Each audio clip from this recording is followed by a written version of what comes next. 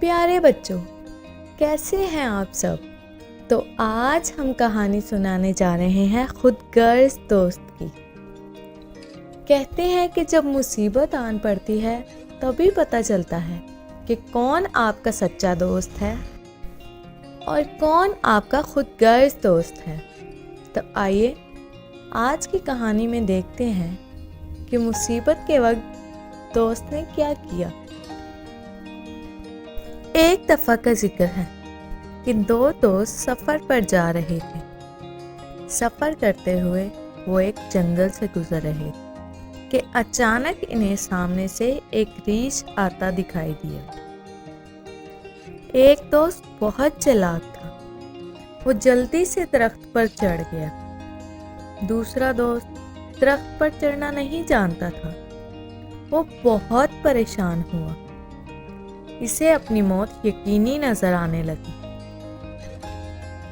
اچانک اسے یاد آیا کہ ریچھ مردہ چیز نہیں کھاتا۔ یہ خیال آتے ہی وہ زمین پر لیٹ گیا اور اپنی سانسیں روک دی۔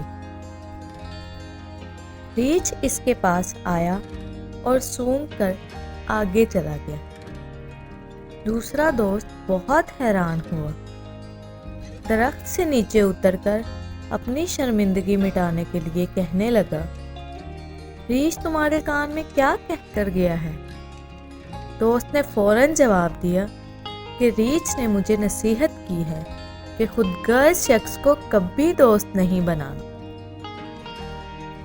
یہ کہتے ہی وہ اپنے راستے چل پڑا اور دوسرا دوست بہت شرمندہ ہوا۔ تو پیارے بچوں، اس کہانی کا یہ نتیجہ نکلتا ہے کہ دوست وہ ہے جو مصیبت میں کام آئے،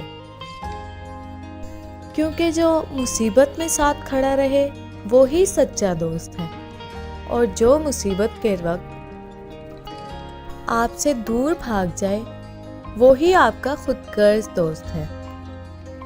اسی لیے سچے دوست کا کبھی ساتھ نہیں چھوڑنا چاہیے،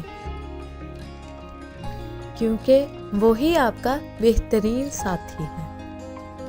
امید کرتی ہوں کہ آج کی کہانی سے آپ کو اچھا سبق حاصل ہوا ہوگا۔ پھر ملیں گے۔ اللہ حافظ۔